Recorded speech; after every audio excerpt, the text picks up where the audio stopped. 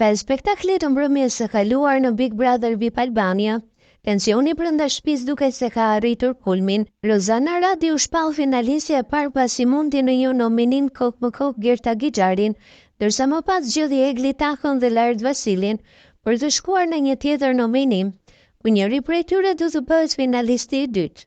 Por kjo situatë ka ndezur një tjetër zjarr brenda shtëpisë.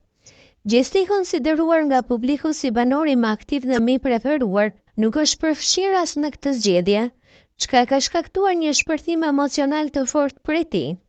I revoltuar pas prajmit, ai është dëgjuar të thotë Eglit: "Unë shtin në benzinë e kalli, kam për të hyrë në burg betohem."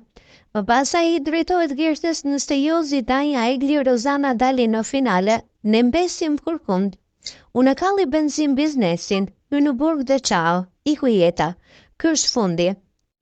Gjesti ndjen se po neglizhohet padrejtësisht pavarësisht kontributit dhe protagonizmit të tij gjatë gjithë sezonit. Në rrjet fansat janë ngritur në mbrojtje të tij, duke akuzuar produksionin për manipulim të situatës dhe për favorizim të banorëve të caktuar. Po ju, si mendoni, a ka të drejtë Gjesti?